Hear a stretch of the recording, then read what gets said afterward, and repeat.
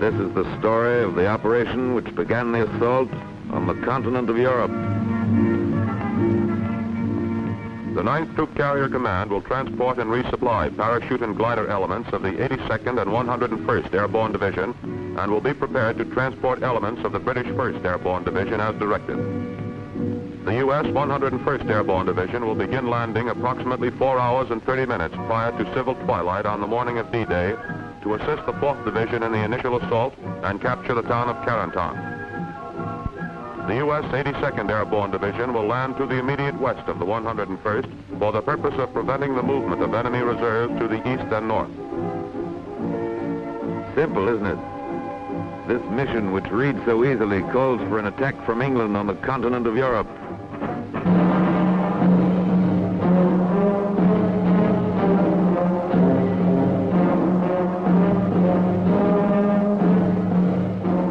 The Festung Europa, walled in by the formidable defense in depth of the Atlantic Wall.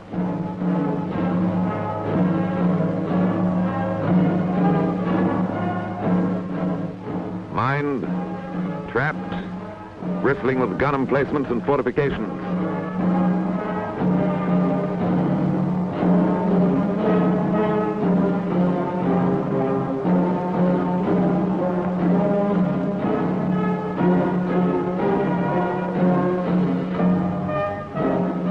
An impregnable barrier, said the Nazis.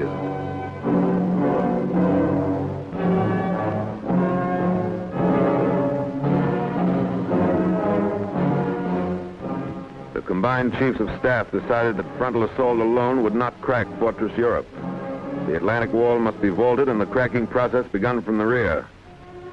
The initial effort by land, sea, and air would be made in this area, spearheaded by troop carrier and airborne forces.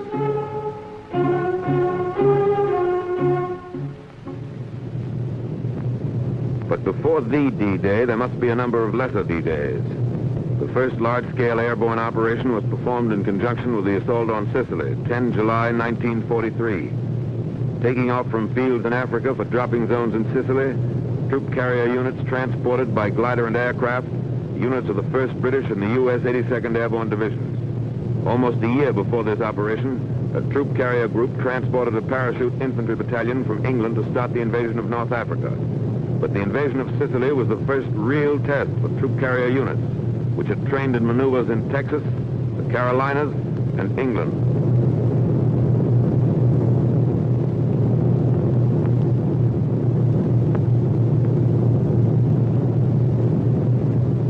The Sicilian operation indicated there was much to be learned about the planning of an airborne operation. Troop carrier aircraft were shot down by friendly forces, and parachute drops were widely scattered.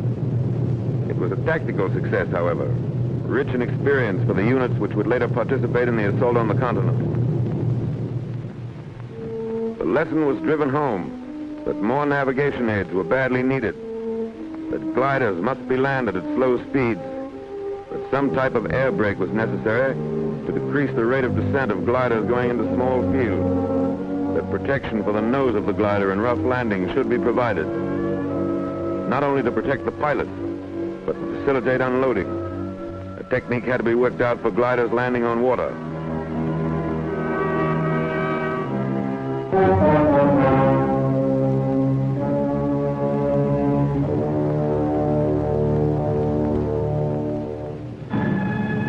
To the lessons of Sicily was added the experience of the highly successful operation in the Markham Valley of New Guinea, in which troop carrier and airborne forces showed the practicability of a well-planned daylight operation.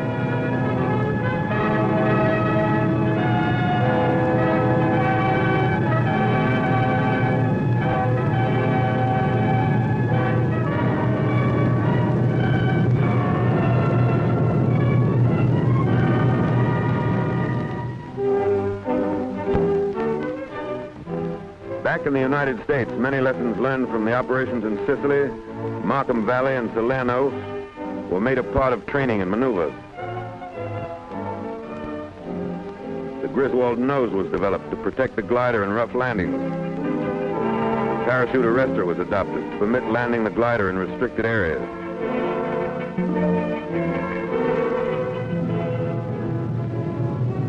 The Intercom between tow plane and glider was introduced.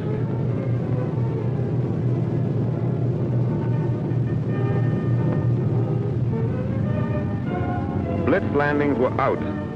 Glider pilots were taught a slow, constant rate of descent, with a slow landing to a precise spot on the ground.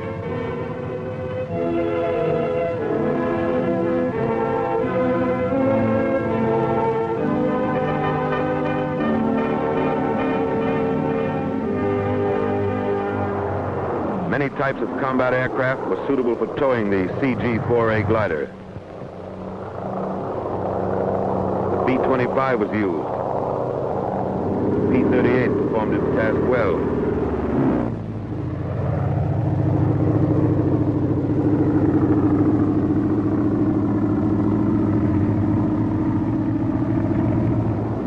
Even the PBY became a tow plane.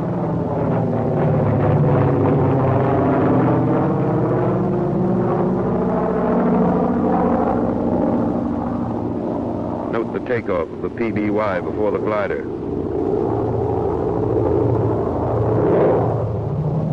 Here's a B-17 in dual tow.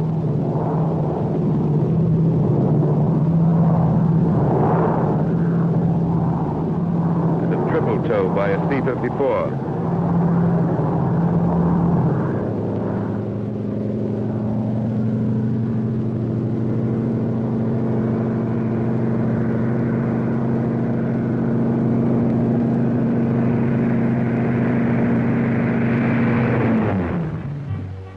Airborne aviation engineers trained in anticipation of their probable use for building landing strips and rebuilding bombed aerodromes in France. Troop carrier airplanes are converted in a matter of minutes into ambulance ships.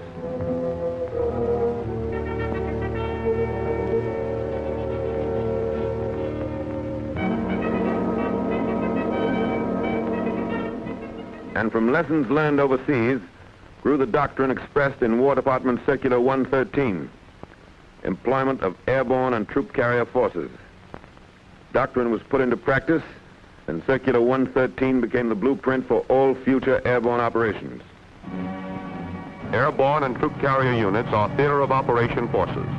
Their employment must be an integral part of the basic plan made by the agency directing all land, sea, and air forces in the operation. The coordinating directive must be issued in time to allow realistic preparation and training by troop carrier and airborne units for the specific operation.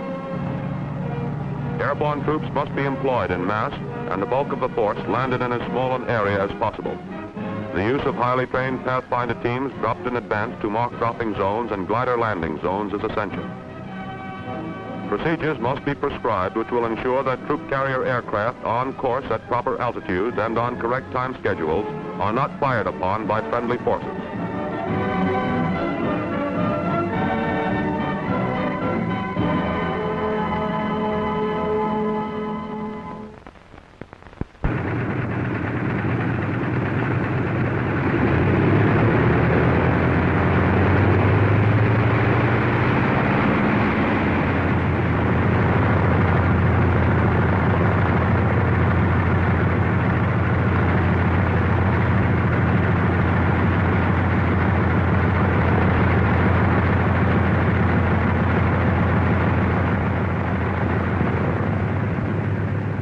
Pilots and the staffs of operational training groups, which were committed to the United Kingdom, were trained in flying procedures of the United Kingdom before they left the States.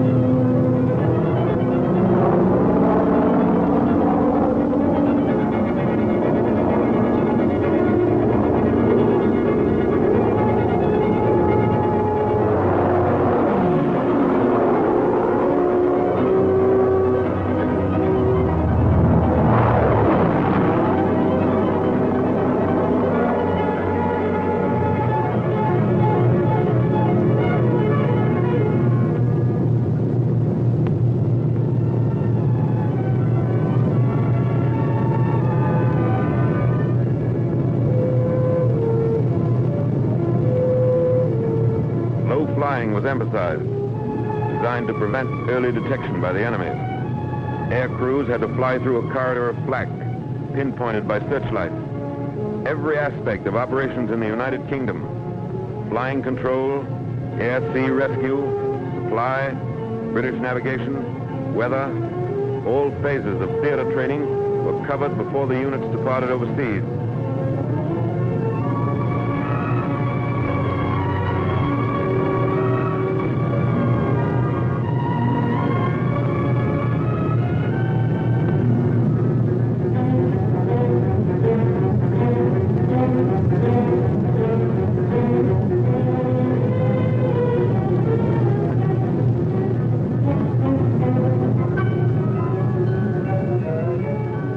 Maneuvers ended with gliders landing in small fields, similar to the potential landing zones in France. Live loads are in the gliders.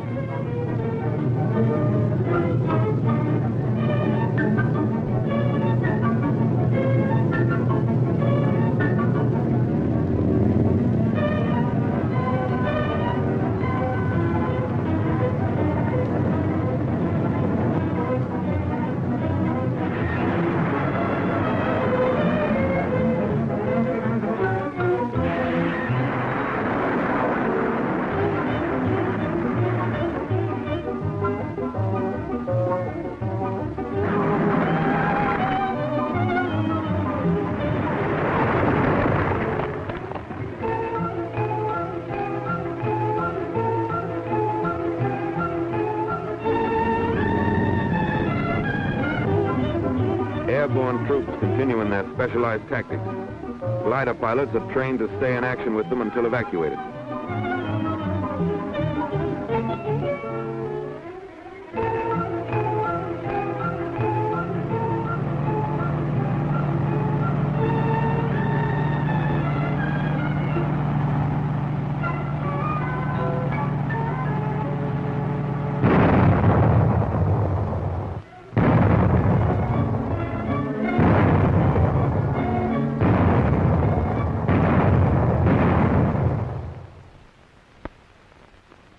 Meanwhile, in England, Supreme Headquarters was formed.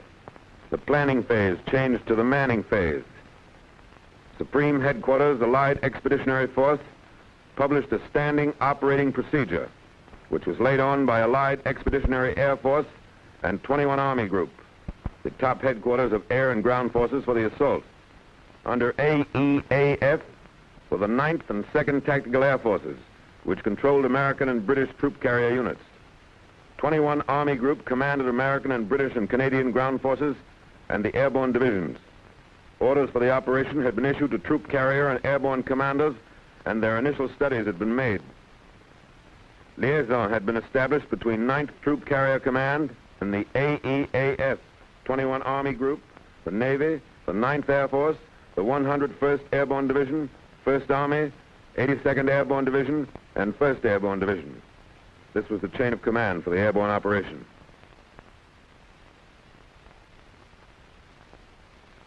The Airborne Planning Committee, headed by the Air Commander-in-Chief of the Allied Expeditionary Air Force, was composed of representatives from all the services involved in the airborne operation: Navy, ground, and air, as well as the Troop Carrier Command and the airborne divisions concerned. With the greatest airborne effort in history in the making, a steady stream of gliders flowed into England for the coming assault. From the crates in which they were shipped, Shantytown emerged.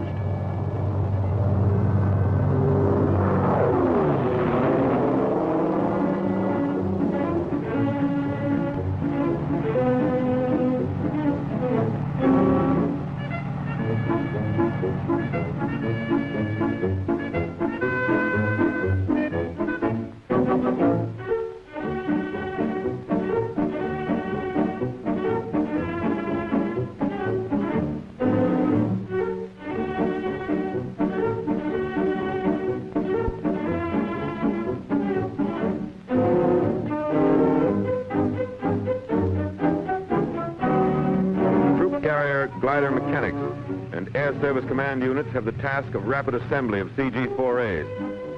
In addition to their normal assignment of 100 CG-4As, some groups had to maintain 140 horses with the usual complement of glider mechanics. British ground crews helped assemble their own Horsa gliders before turning them over to troop carrier.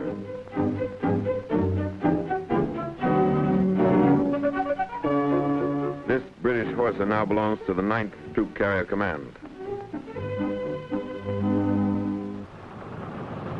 Operational training with the Airborne Division started in March, 3 months before the assault.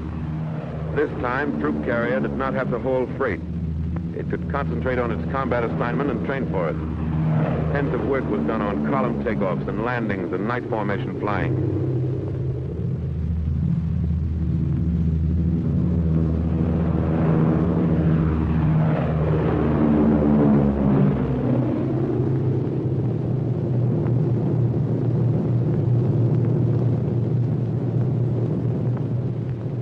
Each group now had 73 aircraft instead of the normal 52. The troop carrier force of 3 wings and 14 groups contained 1 experienced wing and 5 combat-wise groups from the Mediterranean. The last 7 of the 9 troop carrier groups committed from the States arrived in England between January and March.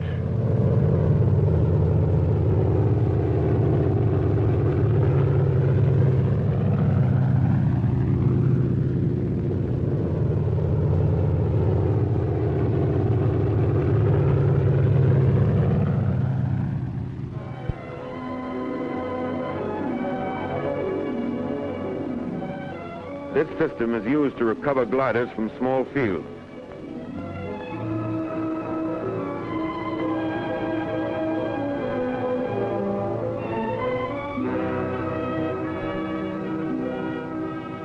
Three planes in each squadron are equipped for aerial pickup.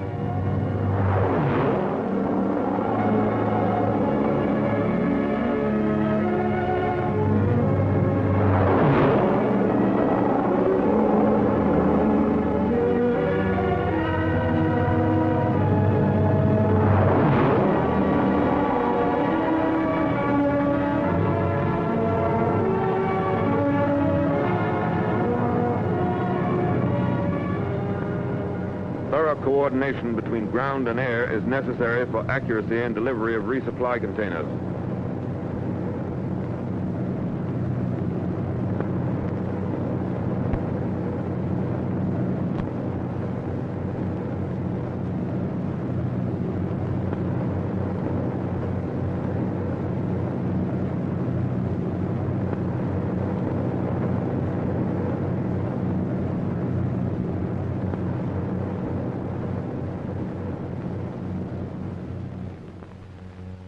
These men are pathfinders, a combined team of troop carrier crews and parachute technicians who will drop on objective areas and set up homing devices for the main aerial convoy. Teams consist of 9 to 14 technical men and 5 security personnel. The Pathfinder School, starting without precedent and table of organization, and with little equipment, turned out 50 trained troop carrier crews and 260 British and American airborne officers and men by D-Day. Pathfinder airplanes were equipped with every navigational aid used by troop carrier, and the flight crews and airborne teams received 30 to 60 hours training in their use, both in the air and on the ground. British G, similar to the American SS Lorraine, has no transmitter in the aircraft, but intercepts signals sent at precise intervals from a master station and 2 slave stations. The difference in time of arrival of these signals is measured and referred to a G lattice chart showing numbered lines of position. The numbered line corresponding to the measurement is the line of position the aircraft is on the instant the measurement is taken. As an extra precaution, the leader and the deputy leader of each main serial flew aircraft also equipped with G.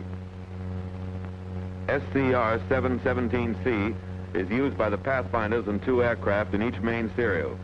The picture shown on the 717 scope, the nearest thing in radar to a regular map, indicates such objects as shorelines, lakes, cities, and convoys, with the range and azimuth of each object.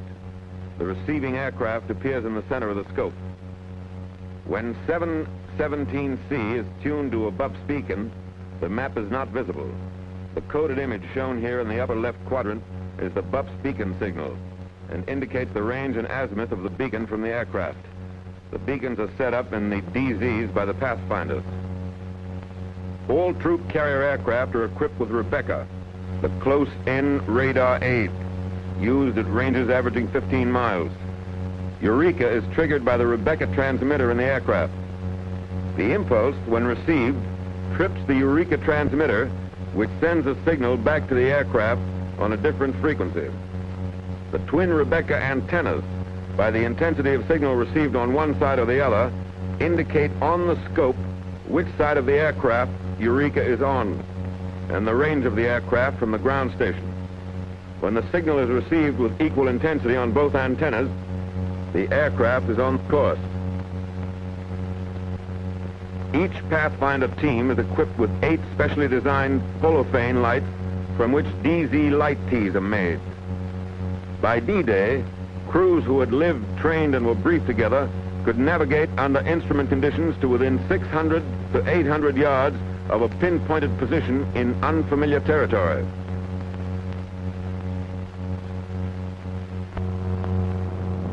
From March through May, 35 lower echelon and 3 full-scale command exercises were held, culminating in a full dress rehearsal for the operation against the continent. The times, loads, distances, and navigational aids were exactly as would be used in the assault. Landing zones were selected for their similarity to those in Normandy, which intelligence showed were 900 to 1,500 feet long and averaged 500 feet wide. Mosaics showed that the objective areas would hold 1,300 gliders. The Normandy fields were bounded by trees 15 to 75 feet high, along with numerous dense hedges.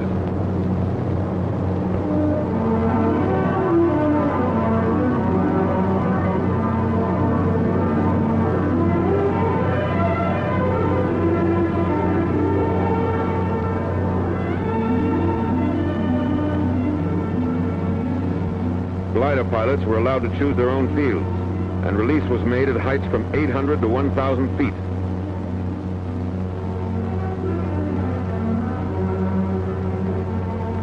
Both ideas were impractical. The high release made the gliders more vulnerable to ground fire and sacrificed accuracy. And when each pilot chose his landing field, there were too many conflicting patterns.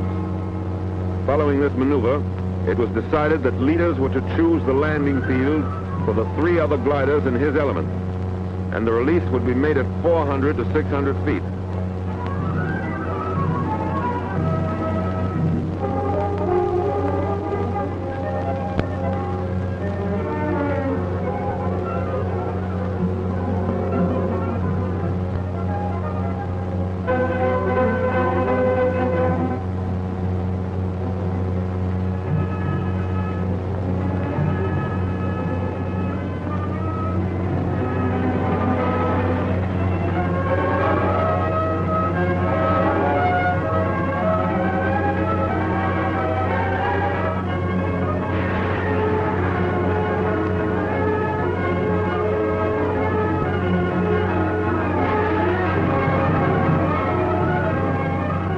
If fields small enough for practical operational training are used, there are certain to be crack-ups.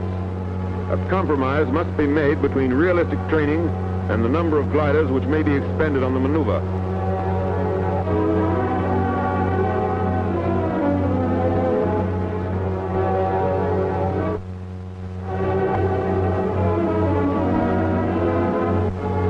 One reason the percentage of Horsa crack-ups was to be so much higher in the actual operation was that a sufficient number were not available for extensive practice in full load landings into small fields.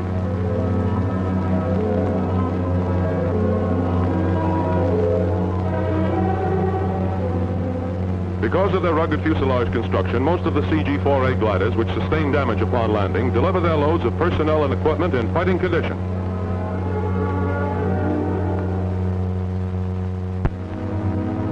The order of battle in the plan is given a final check at Advanced Headquarters, 9th Troop Carrier Command.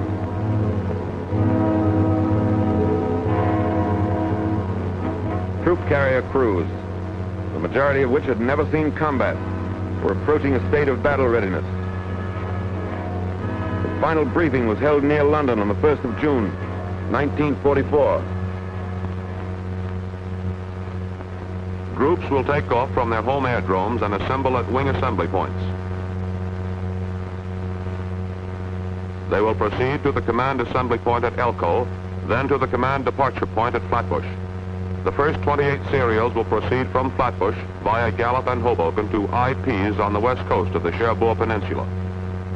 The dotted lines indicate a 10-mile wide corridor in which no aircraft of any type will be fired on by surface vessels.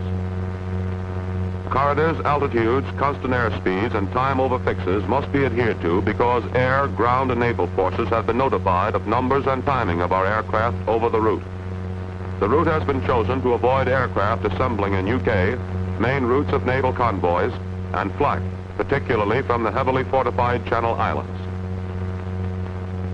DZs and LZs are in the area indicated. After passing DZs, serials will proceed to Paducah, to Spokane and Gallup, and will fly a reciprocal of the outbound course. Distances from the various wing assembly points to the DZs are, from Atlanta, 282 miles, from Austin, 197, and from Ada, 192. Navigation aids will be distributed as follows. Eureka will be placed in advance at Atlanta, Cleveland, Elko, Flatbush, and on boat markers at Gallup and Hoboken.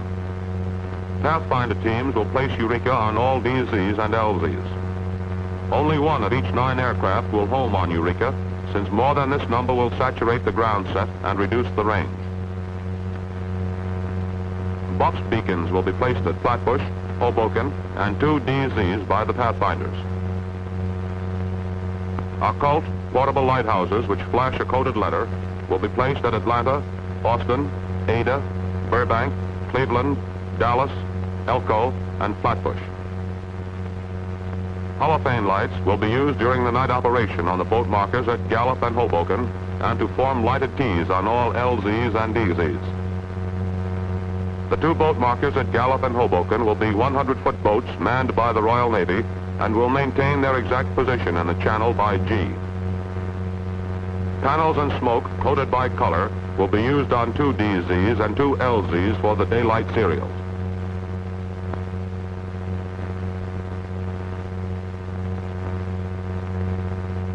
Six Pathfinder serials, 3 airplanes in each, will take off beginning on D-1 at approximately 2200. A Pathfinder serial, illustrated by circled aircraft, will precede the main convoy into the 6 drop zones by 30 minutes. Troops from the first Pathfinder aircraft will land on the first DZ at 0020 or at H-4.5. The first 28 serials, 24 to 54 aircraft in each, will deliver their loads into the DZs during darkness on D-Day morning. The interval between parachute serials will be 6 minutes. Altitudes of all serials, both glider and parachute, will be Elko 1500, Flatbush 1000, Overwater outbound 500. The main parachute formation will fly 9-ship V of Vs and 18-ship squadrons with 1,000 feet between each 9-ship formation. Both troop carrier and airborne decided on this formation as the best for rapid delivery of troops en masse. Radio silence will be maintained except in extreme emergency, and Rebecca will be turned off after making the turn at Hoboken until within 20 miles of the DZ to avoid alerting the enemy. All serials will cross the IP at 1,500 feet, descending to 700 at the DZ or LZ. After the drop or release is made, all aircraft will descend to 100 feet, climbing to 3,000 before crossing Gallup.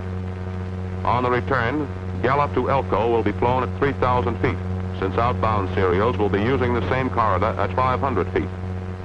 The first 26 serials, or 821 aircraft, which will transport all the parachute troops of both the 82nd and 101st Divisions, will complete their drops by 0244.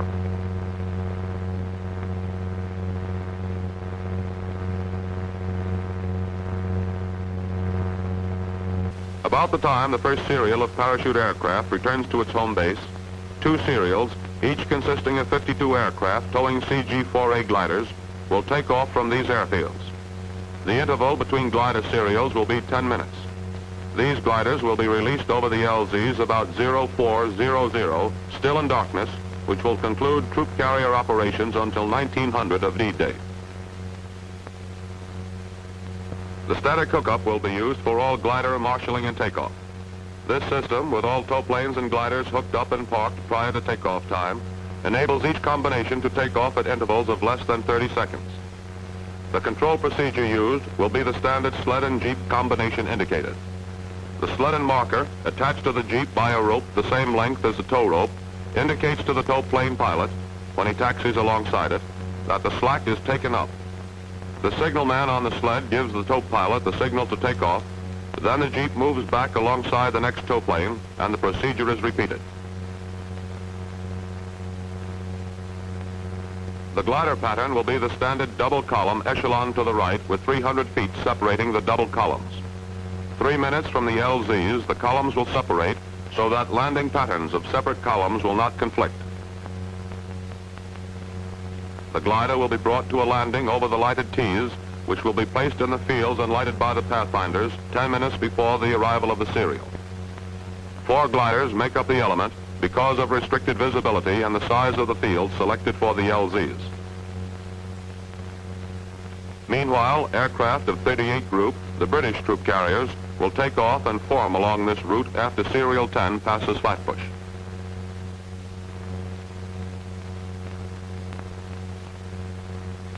Diversionary measures for enemy radar installations will be furnished by British Sterlings, which will accompany our serials to Hoboken.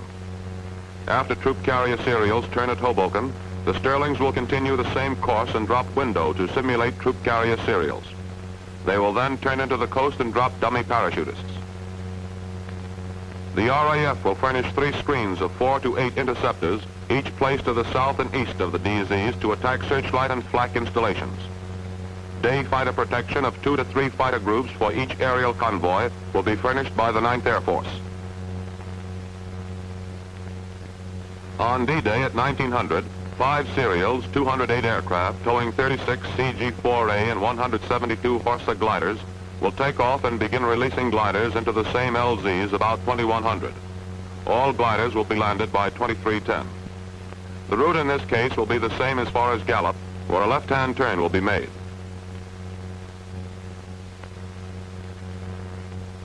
Serials will proceed from Gallup to Spokane, to Paducah, to the LZs, make a right turn and fly a reciprocal course on the return route.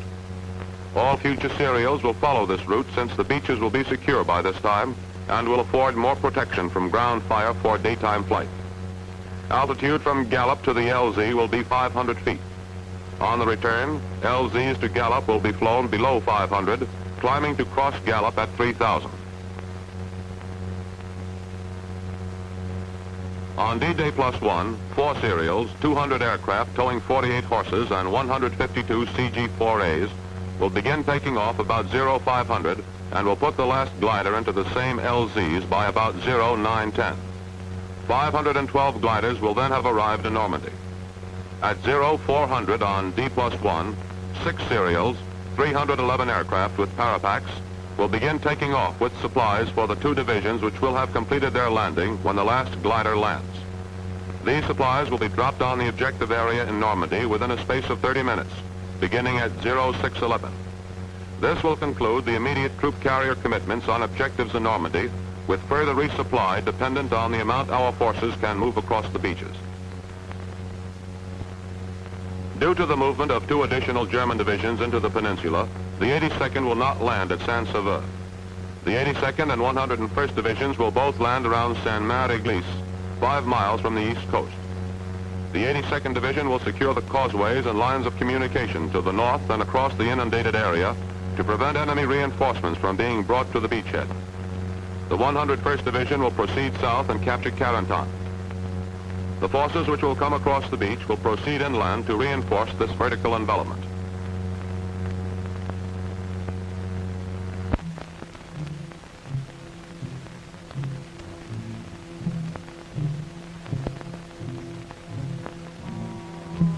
Airborne infantry file into buses for their last land-borne ride until D-Day.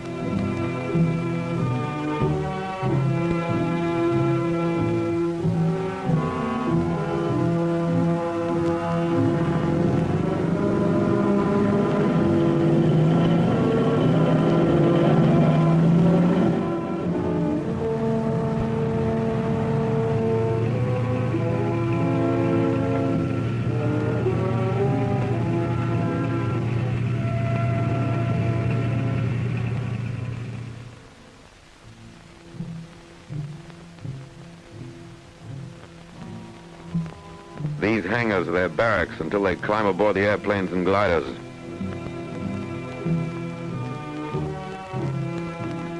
New equipment is issued.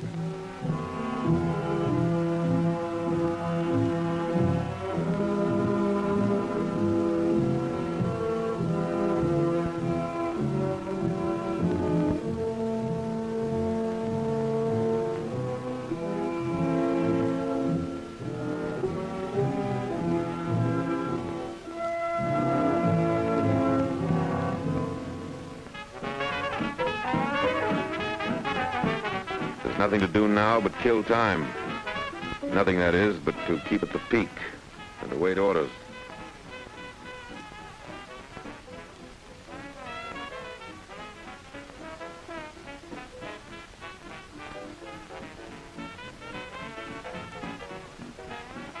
And grab a few moments to read letters from home and write a few lines. But this is business. And you want to be sure you're in business when the time comes. So you take inventory of your stock and trade and keep everything clean and shining and ready. Overnight, the ships blossomed out in their new war paint. On D-2, invasion markings were applied. Another lesson from Sicily.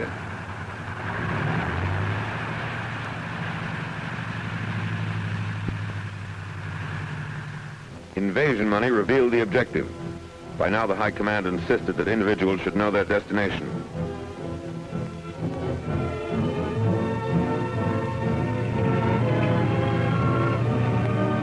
Hours before takeoff time, parapacks were assembled and delivered to the C-47s.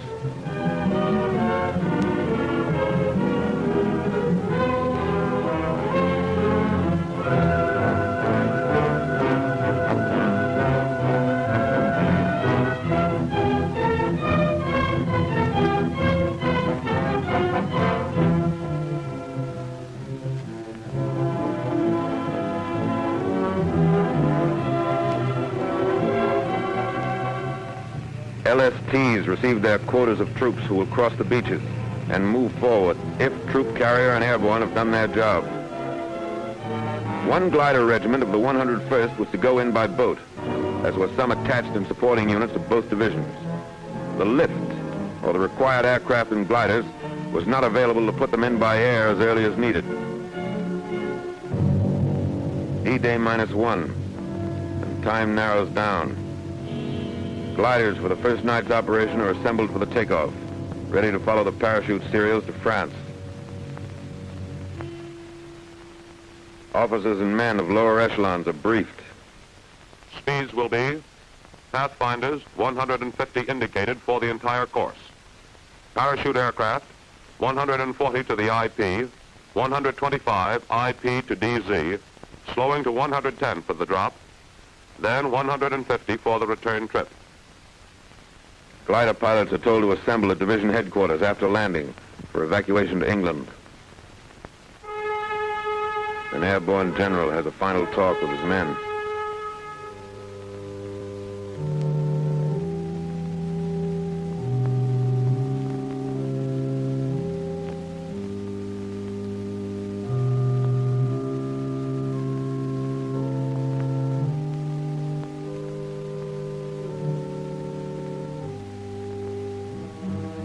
Troop carrier and airborne have their final inspection.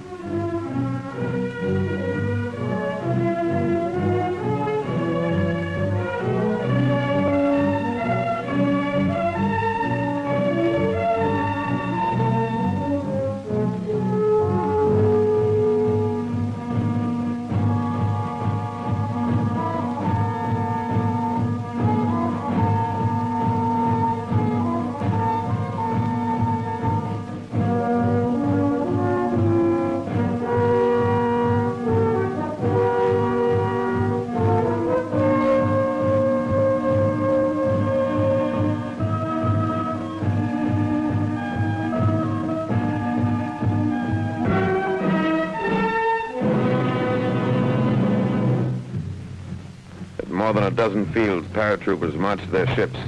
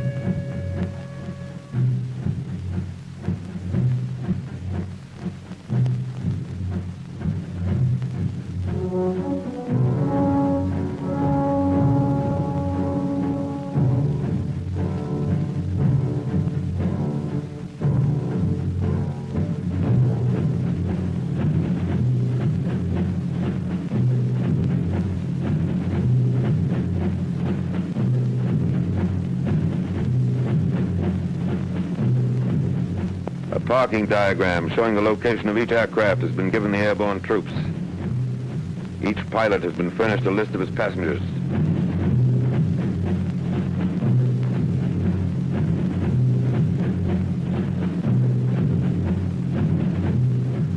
Parapacks are checked.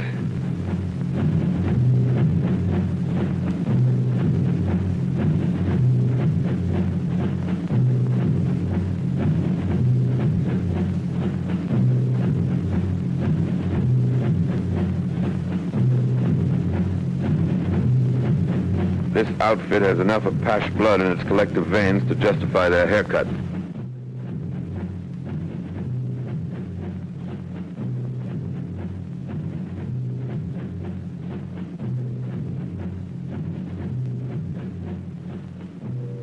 There's a message from the Supreme Commander.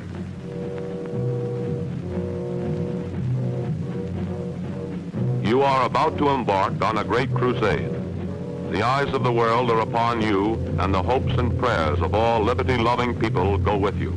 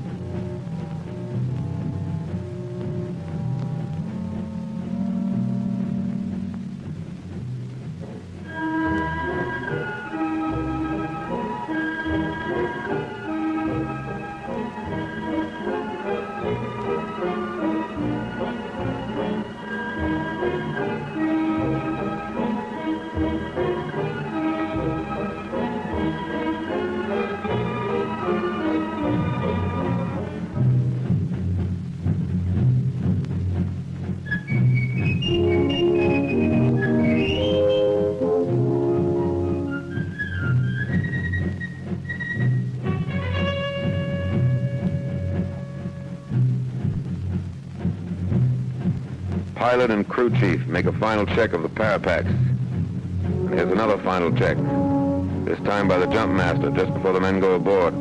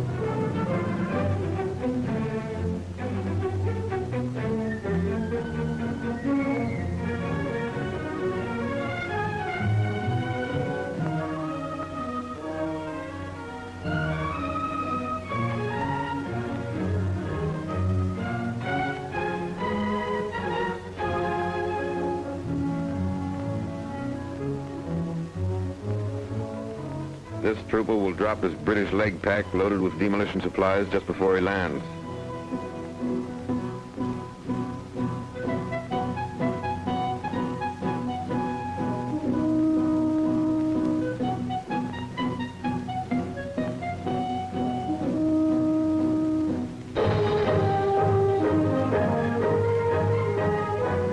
At dusk, Pathfinder teams board the ships that will show the way into enemy territory.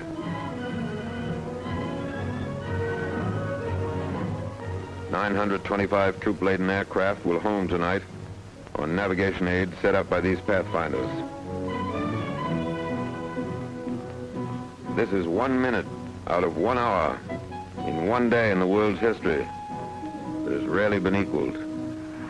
These are the first ships to take off in the airborne invasion of Fortress Europe.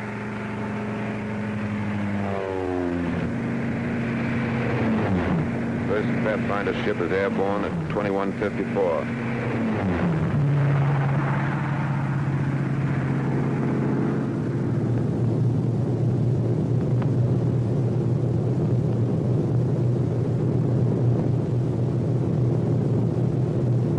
As the Pathfinders head for the coast of France, other C-47s move into position for their takeoff at the head of the runway.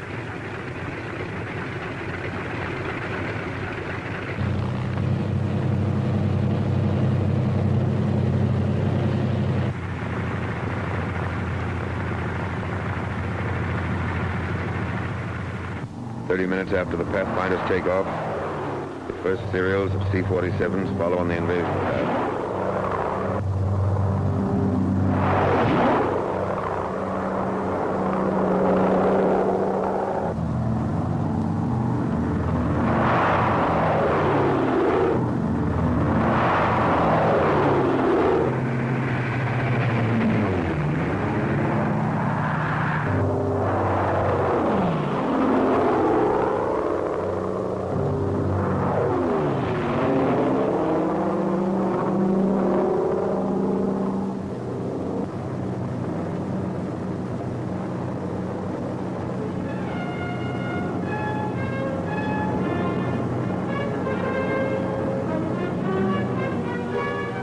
Troop carrier aircraft cross the channel.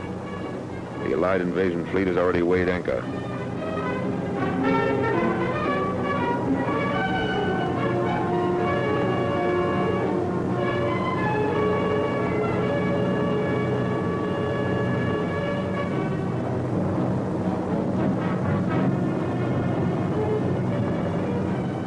Sealing had been forecast as 3,000 en route, clearing at DZ, but actually is variable, 500 to 1,000.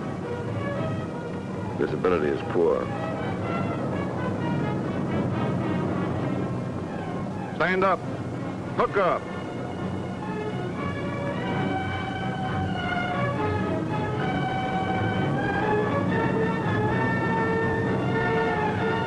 Ready with the red. Shoulder red. Stand to door. Ready with the green. Shoulder green. Go!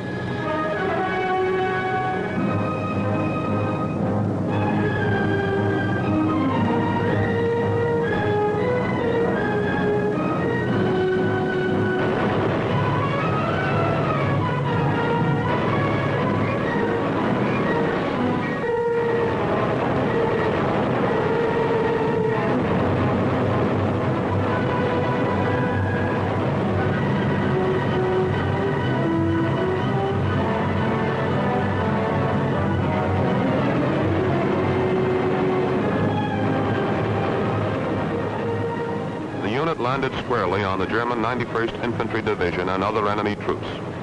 These enemy units were on maneuvers and were already occupying their assigned offensive positions. Surprise was gained only by the leading parachute unit, and subsequent serials found themselves under practically continuous ground and anti-aircraft fire while crossing the peninsula and upon landing.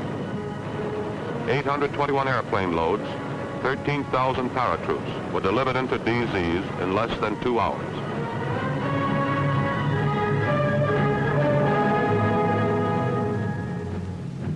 Troop carrier had not planned or trained for a night glider landing, but more Panzers moving into the peninsula made 100 glider loads of anti-tank guns and troops essential for the initial phases.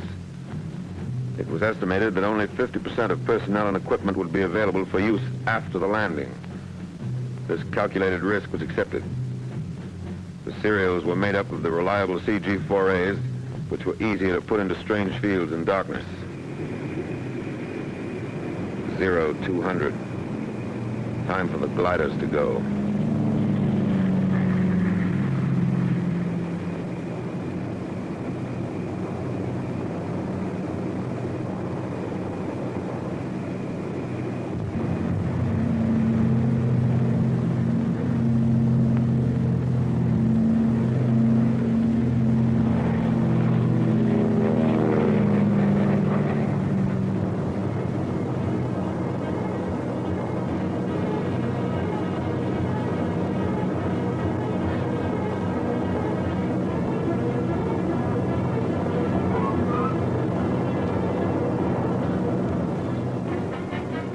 All right, Cloud, approaching LZ. Roger. Okay, cut loose. Roger. So long.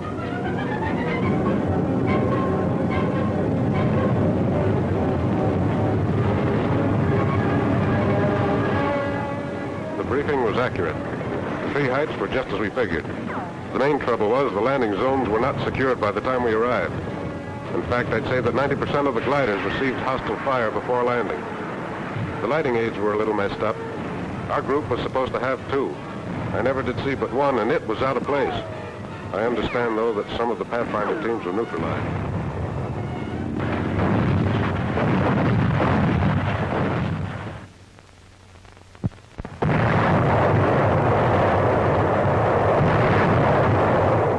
The coastal defenses are softened up for the beach landing.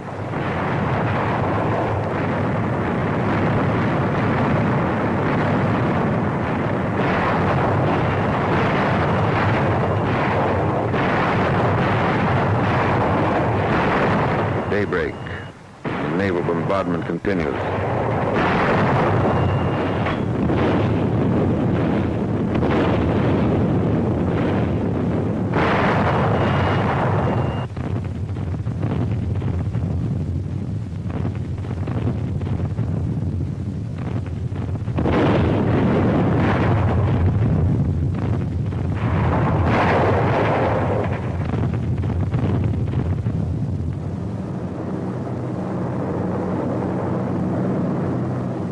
Went in ahead of the troops to blast enemy coastal installations.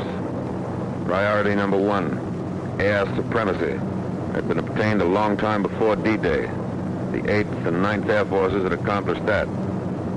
Standing offshore, the invasion craft wait as Allied planes blast the coast.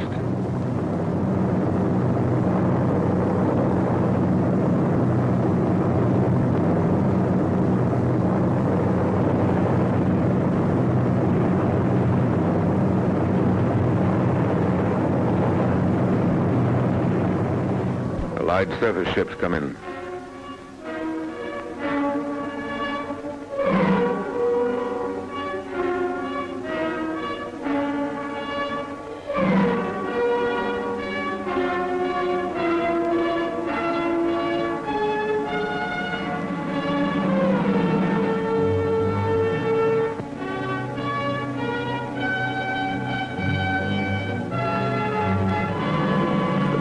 Go on to the next phase, the bombing and crippling of roads, bridges, waterways, railheads, the isolation of a battlefield. And the battlefield is isolated. No German reserves come through to the coast in any strength. The beachhead holds and grows as the Air Force piles up a record number of sorties.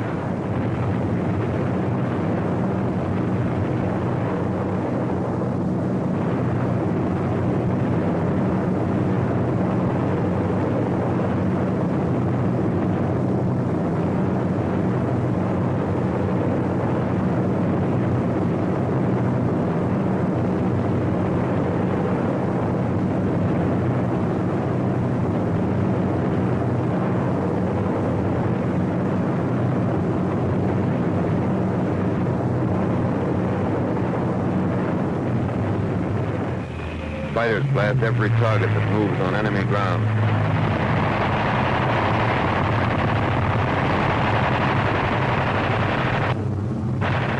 Any target of opportunity is legitimate prey. Record sorties are flown by the fighters on D-Day.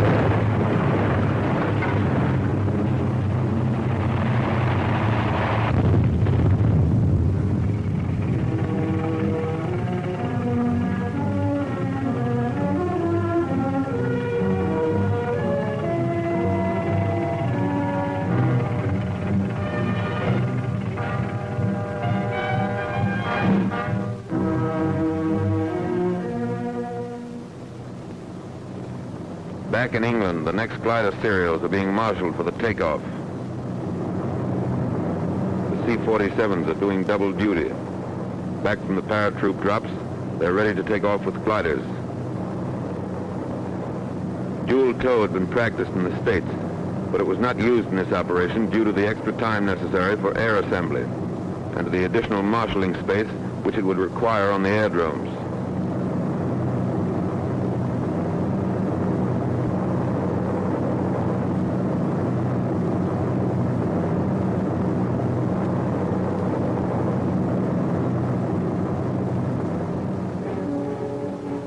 Hard-pressed paratroopers who went into action in darkness earlier today are depending on reinforcements and heavier equipment, which will be delivered by these glider serials. 3 groups of fighter cover are in takeoff position at aerodromes to the south.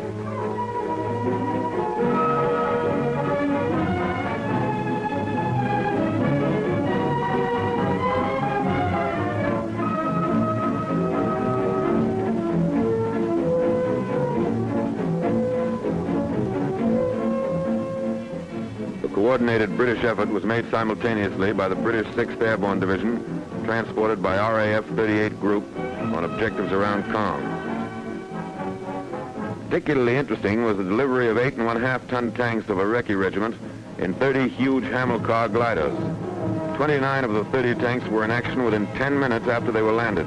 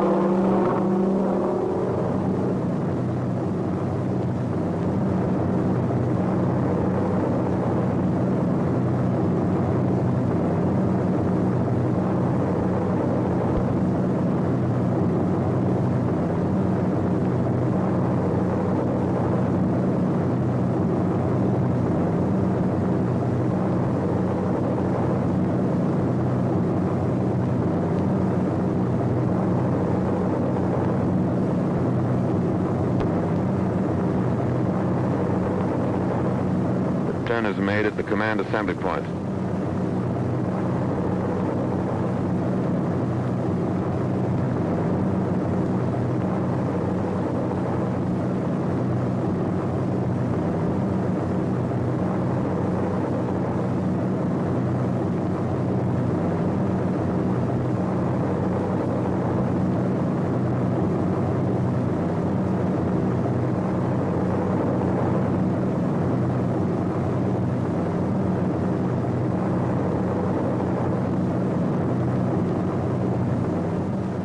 Air superiority makes possible this daylight operation.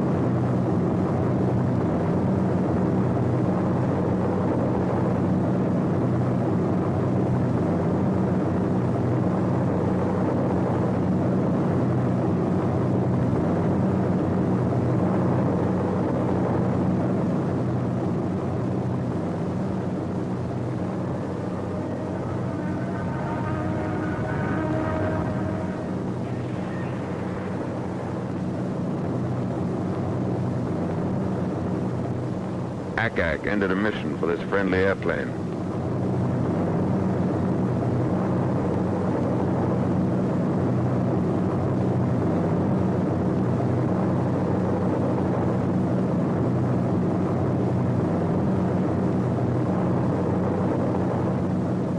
As these gliders and their tow planes head into France, C-47s, which already have dropped their gliders, pass on their way back to England. Two-way traffic, and it's congested.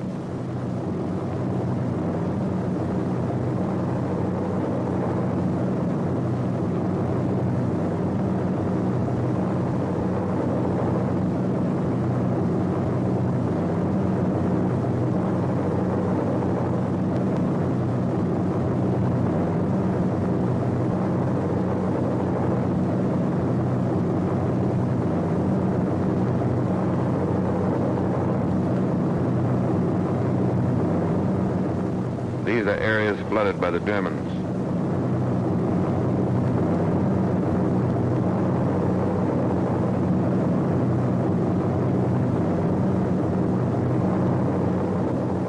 Parachutes and gliders from the previous serials.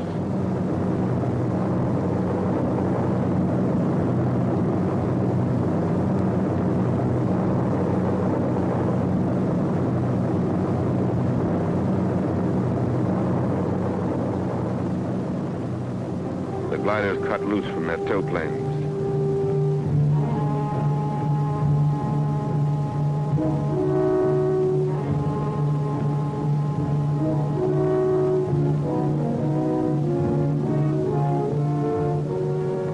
We have fighter cover all the way to the landing zone. Not even a lone German fighter was able to sneak through.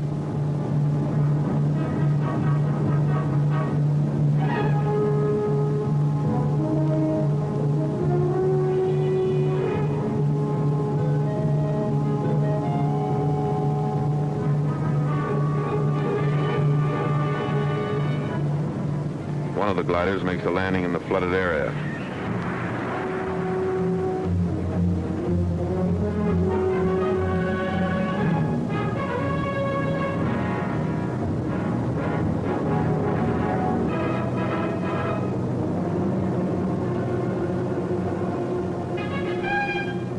Here are the staked fields intelligence warned us about. The traps consisted of poles 12 to 15 feet long.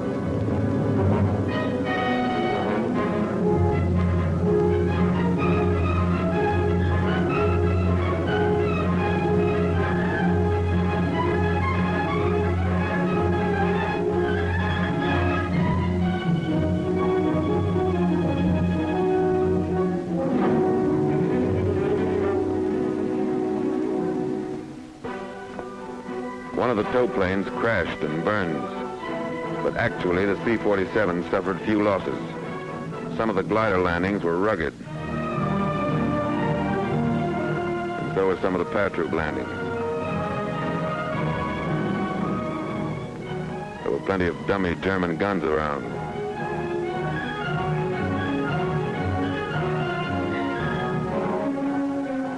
But just as many of the real thing.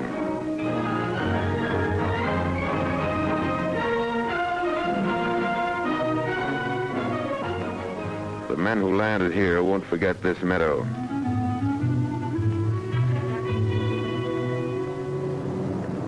Resupply ships took off simultaneously with the last glider serial from 5 airfields which were designated as takeoff fields for resupply by air. All resupply was directed by the Allied Expeditionary Air Force Headquarters through an agency called CATOR, Combined Air Transport Operations Room.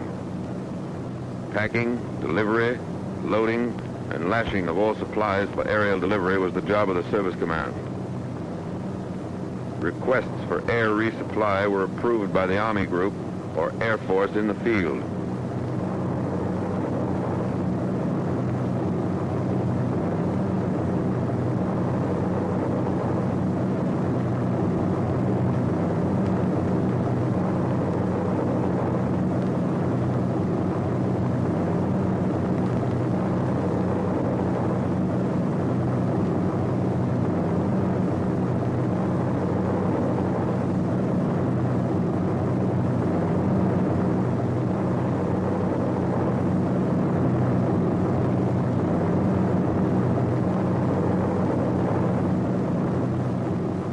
supplies are dropped.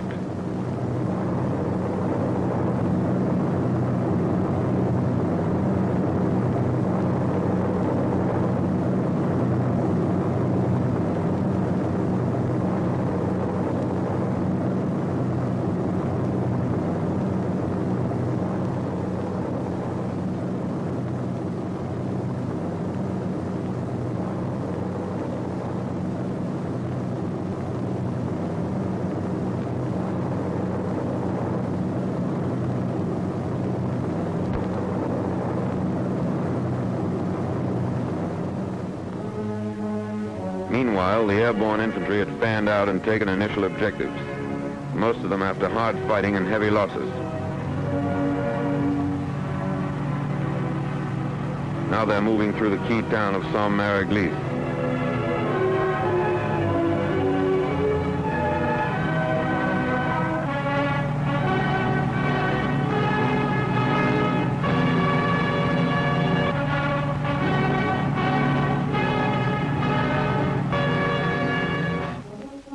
On the beach, landing strip number 1 is built immediately.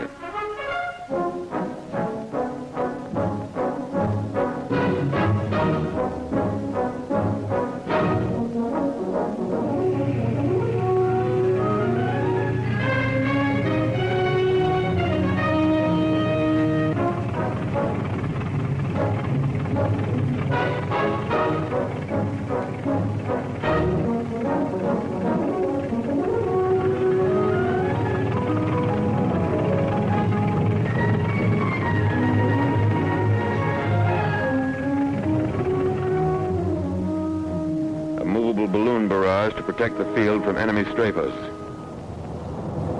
D+4. On the still incompleted strip troop carrier begins evacuation of the wounded to airdromes convenient to base hospitals in England.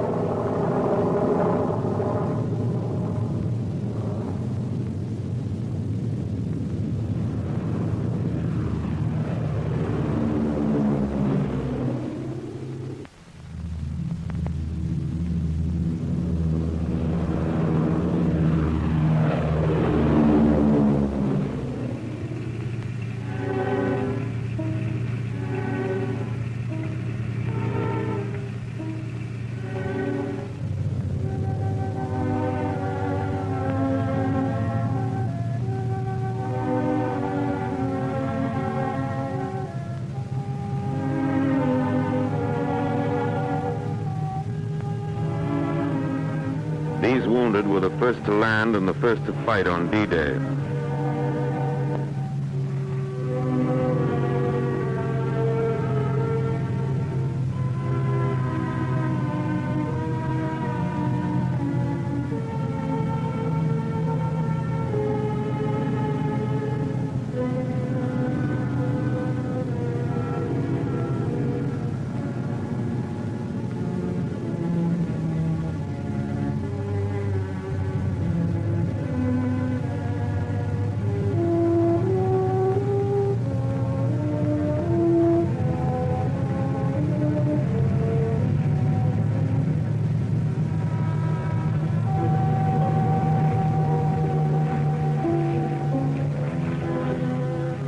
Blood plasma is supplied before the ships take off.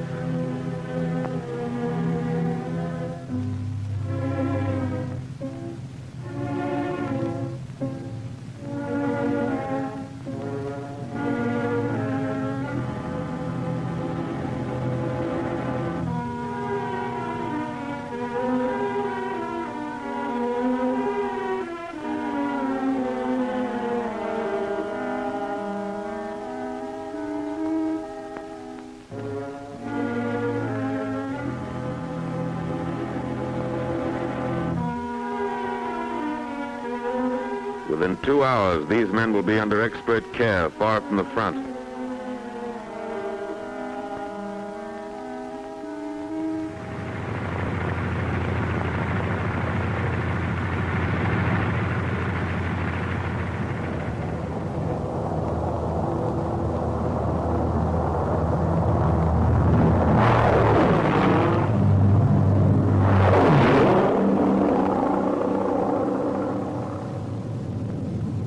By now, Saint-Mary-Glisse is well to the rear. On the edge of town, another landing strip is hacked out.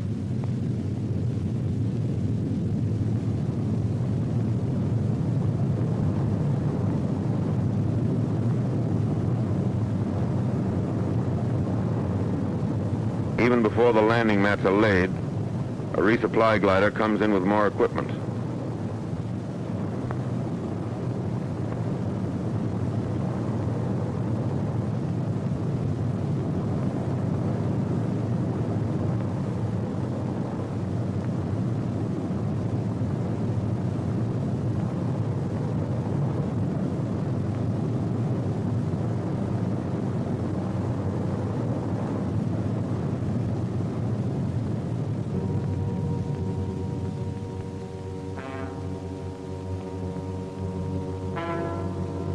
The weather turned bad, and it was impossible to move supplies across the beaches. But the army which had landed had to be supplied.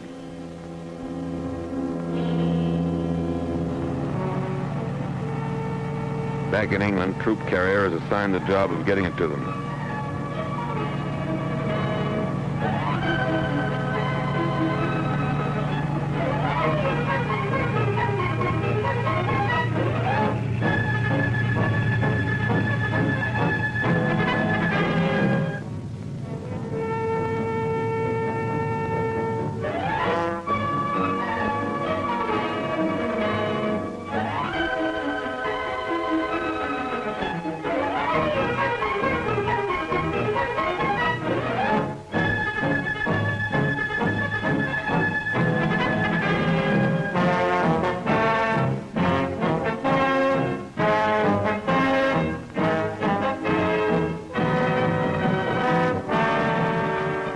Nurses and medical supplies make the trip along with shells for Allied guns.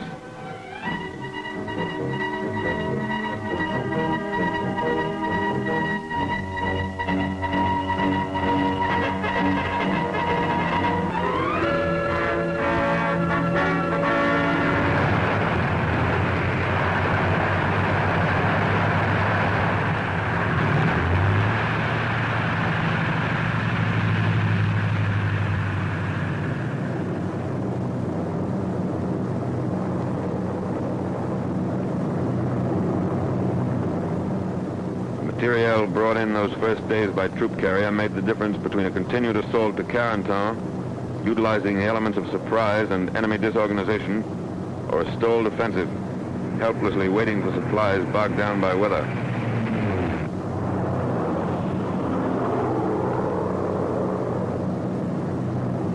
The landing strip at Saint-Mary-Glisse handled the traffic for resupply.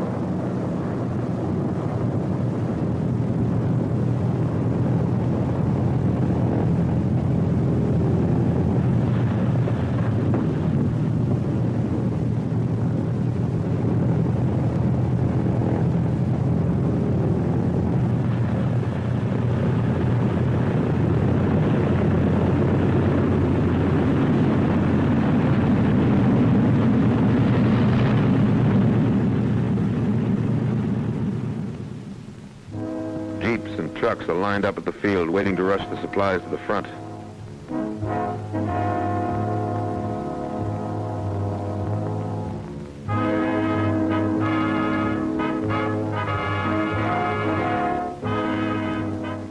As soon as the ammunition is unloaded, the wounded will be brought aboard.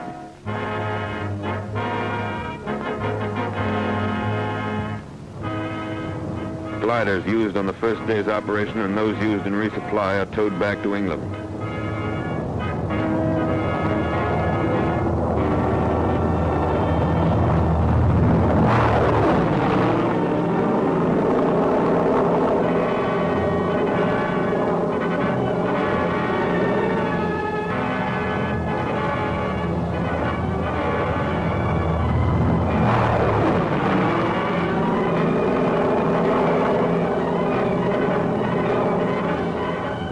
Inaccessible spots, tow planes use an aerial pickup to get the gliders back home.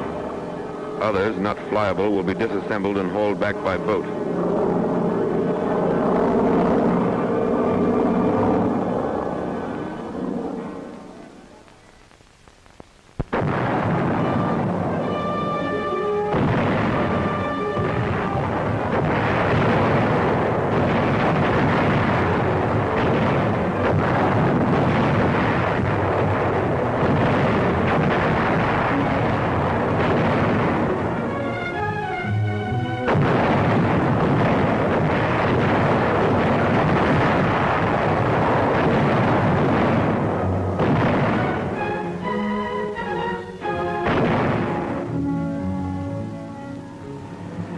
82nd and 101st Airborne Divisions were in action 33 and 24 days, respectively. The 82nd, having captured Sault-Mère-Église and secured the bridgehead across the Merderet River, destroyed other river crossings, protected the flank of the 7th Army Corps, and drove west to the Douve River. The 101st seized the areas assigned it, destroyed bridges, and drove on to Carentan to establish a defense area there.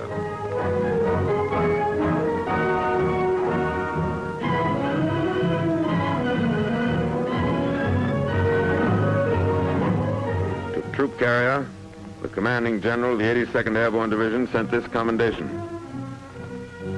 Under most difficult conditions, including landing under fire in enemy-occupied terrain, glider pilots did a splendid job.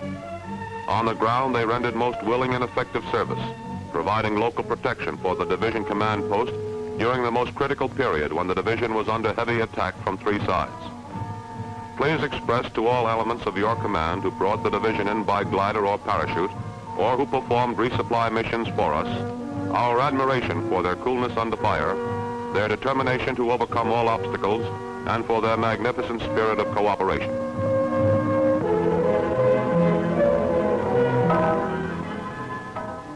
This is part of the price paid for 6 and 7, June 1944.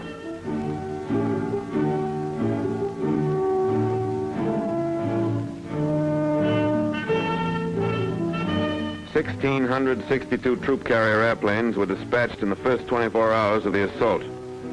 43 were lost and 311 damaged by small arms fire. A lot happened here that cameras could never get. But a corporal with the Pathfinders remembers. We were covering the landing of the first bunch of gliders. We were pinned down by German fire across the field. As the men came running out, they stepped right into it and started to drop all around us. The German cannon blew one glider right apart. A veteran glider pilot. A night glider operation means more landing casualties and extreme difficulty in unloading. It is certainly not desirable if a dawn or dusk landing is at all practicable. A power pilot. I flew in a parachute serial the first night and the navigation aids really worked, but I couldn't see the light T, which was supposed to be on my drop zone. BUPS was used very little because Rebecca and G worked so well. 717 was used to check landfall and general position, but that's about all. A War Department observer who entered combat with one of the airborne divisions. Troops were dropped generally in the vicinity of the DZs, but were badly scattered. It appears that prearranged supply systems are not flexible enough for airborne combat. Supplies should be dropped as called for by local commanders rather than dropped en masse. Large-scale parachute resupply drops are wasteful and should be restricted to emergencies. More attention should be paid to switching over to ground supply as soon as possible. A troop carrier liaison officer. Our Pathfinder teams, in 2 cases I know of, suffered heavy casualties. Eureka was installed in every case, at times with the Pathfinders flat on their stomachs, pinned down by enemy crossfire. The light Ts, which we expected so much help from, were only 10% operational due to enemy fire. 50% of the resupply drop landed in enemy hands. Communications didn't exist to advise latest serials of changes in the enemy situation. Troop carrier operations and communications personnel should move with the first parachute or glider units. 89% of the horses and 50% of the wackos crashed in landing, but 75% of personnel and equipment were ready for combat.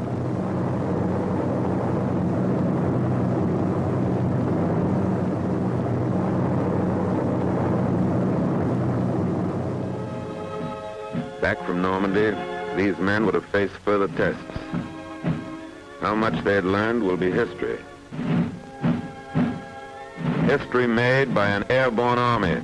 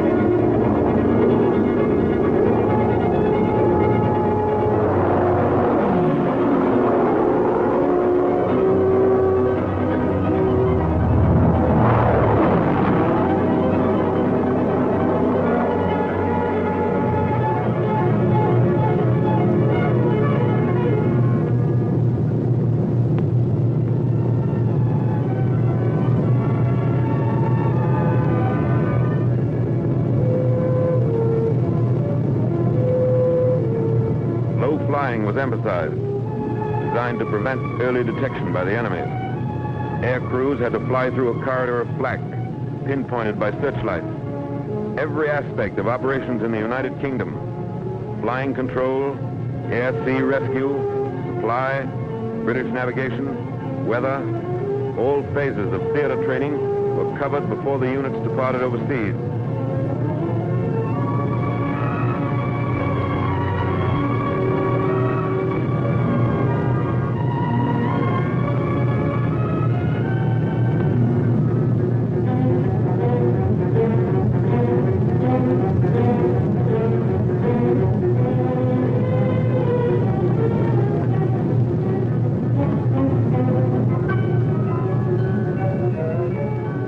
Maneuvers ended with gliders landing in small fields, similar to the potential landing zones in France.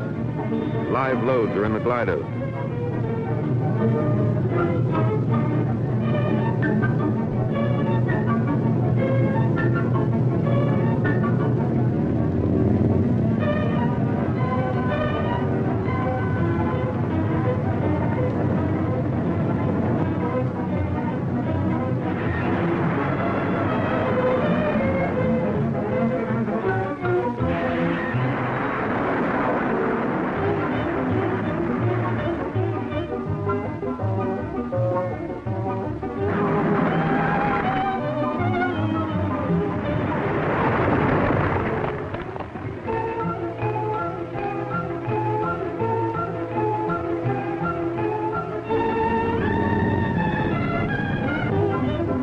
Airborne troops continue in their specialized tactics.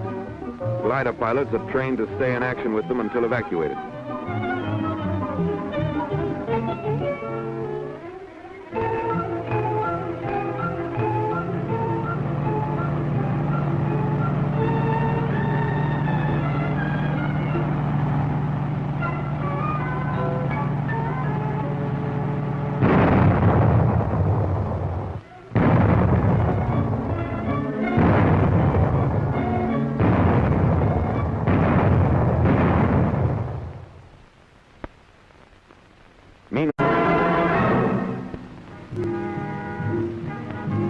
This is the story of the operation which began the assault on the continent of Europe.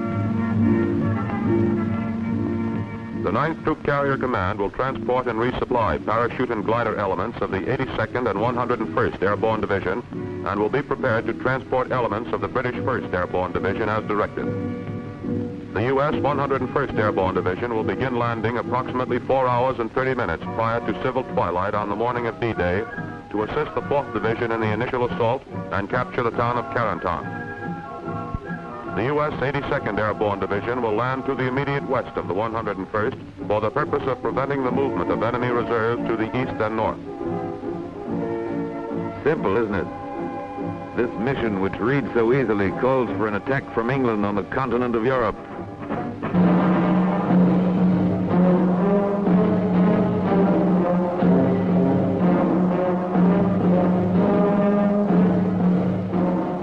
Festung Europa, walled in by the formidable defense in depth of the Atlantic Wall.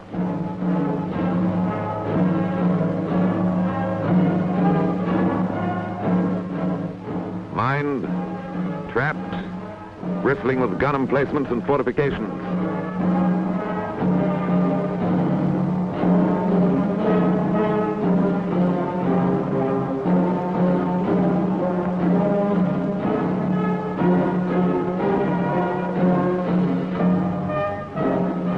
An impregnable barrier, said the Nazis.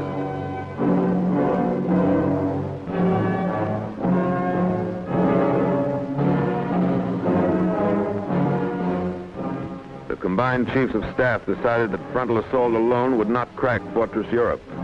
The Atlantic Wall must be vaulted and the cracking process begun from the rear. The initial effort by land, sea, and air would be made in this area, spearheaded by troop carrier and airborne forces.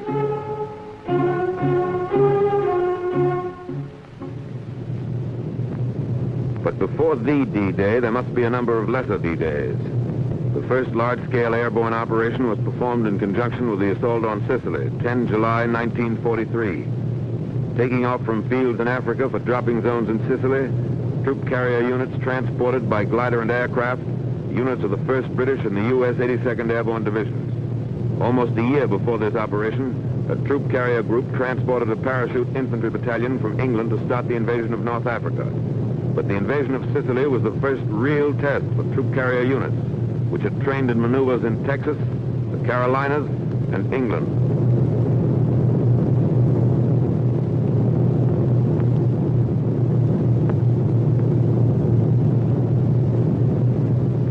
The Sicilian operation indicated there was much to be learned about the planning of an airborne operation. Here's a B-17 in dual tow.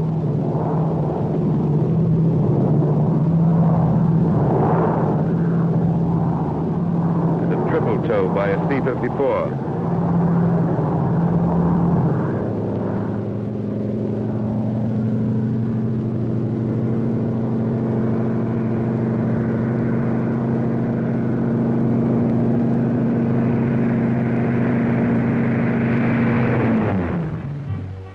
Airborne aviation engineers trained in anticipation of their probable use for building landing strips and rebuilding bombed aerodromes in France.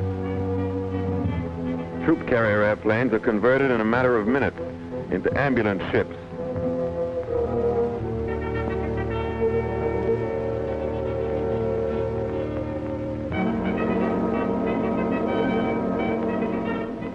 And from lessons learned overseas, grew the doctrine expressed in War Department Circular 113, employment of airborne and troop carrier forces. Doctrine was put into practice, and Circular 113 became the blueprint for all future airborne operations. Airborne and troop carrier units are theater of operation forces. Their employment must be an integral part of the basic plan made by the agency directing all land, sea, and air forces in the operation. The coordinating directive must be issued in time to allow realistic preparation and training by troop carrier and airborne units for the specific operation. Airborne troops must be employed in mass, and the bulk of the force landed in as small an area as possible. The use of highly trained pathfinder teams dropped in advance to mark dropping zones and glider landing zones is essential. Procedures must be prescribed which will ensure that troop carrier aircraft on course at proper altitudes and on correct time schedules are not fired upon by friendly forces.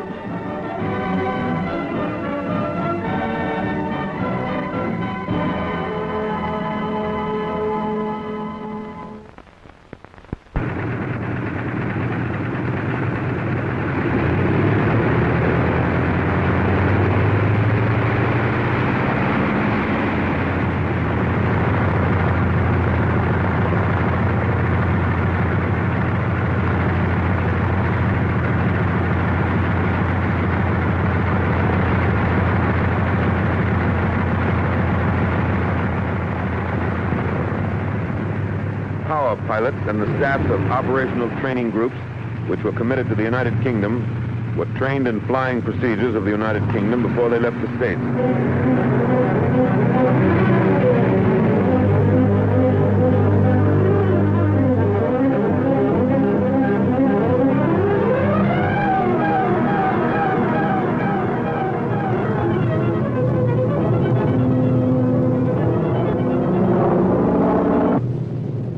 Carrier aircraft were shot down by friendly forces, and parachute drops were widely scattered.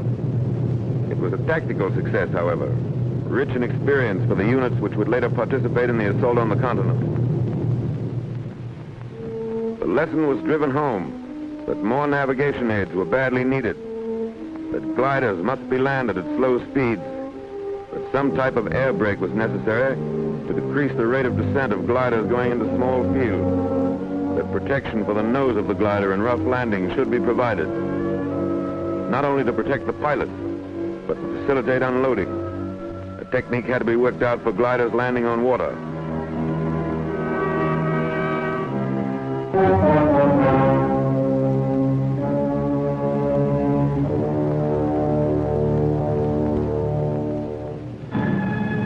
To the lessons of Sicily was added the experience of the highly successful operation in the Markham Valley of New Guinea, in which troop carrier and airborne forces showed the practicability of a well-planned daylight operation.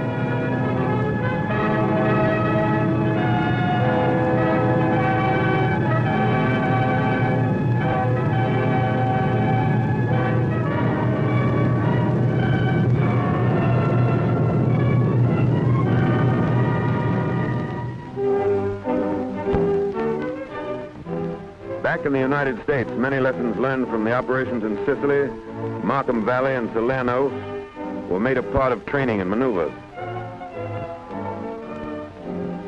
The Griswold nose was developed to protect the glider in rough landings. Parachute arrestor was adopted to permit landing the glider in restricted areas.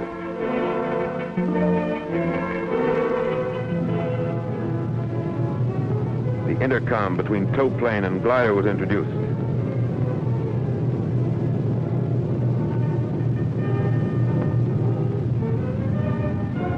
Blitz landings were out.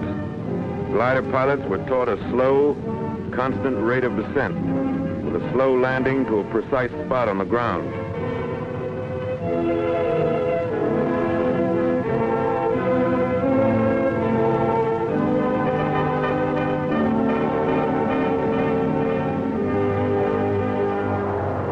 Many types of combat aircraft were suitable for towing the CG-4A glider. The B-25 was used. P-38 performed its task well.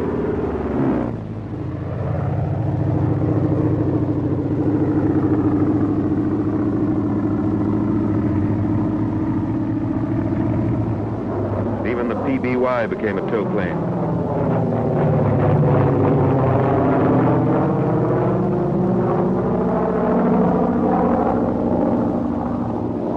Note the takeoff of the PBY before the glider. Meanwhile, in England, Supreme Headquarters was formed.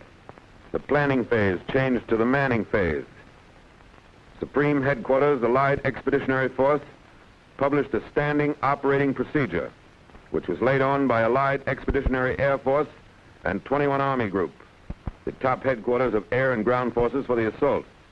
Under AEAF were the 9th and 2nd Tactical Air Forces, which controlled American and British troop carrier units. 21 Army Group commanded American and British and Canadian ground forces and the airborne divisions. Orders for the operation had been issued to troop carrier and airborne commanders, and their initial studies had been made. Liaison had been established between 9th Troop Carrier Command and the AEAF, 21 Army Group, the Navy, the 9th Air Force, the 101st Airborne Division, 1st Army, 82nd Airborne Division, and 1st Airborne Division. This was the chain of command for the airborne operation.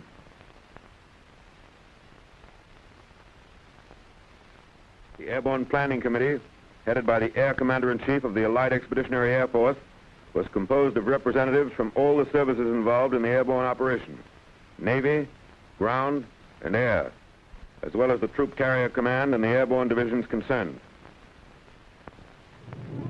With the greatest airborne effort in history in the making, a steady stream of gliders flowed into England for the coming assault. From the crates in which they were shipped, Shantytown emerged.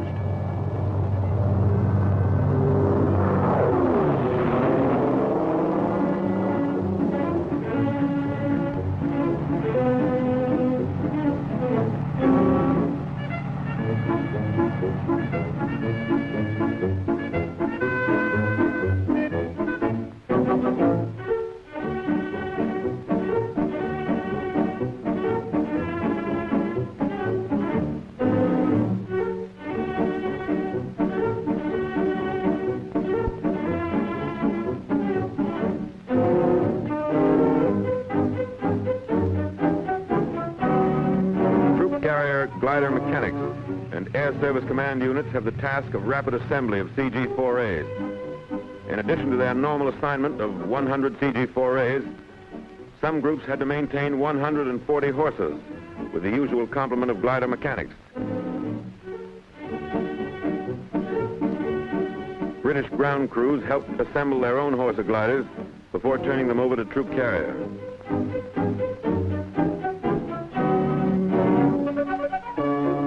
This British horse now belongs to the 9th Troop Carrier Command. Operational training with the airborne division started in March, 3 months before the assault. This time, Troop Carrier did not have to haul freight. It could concentrate on its combat assignment and train for it.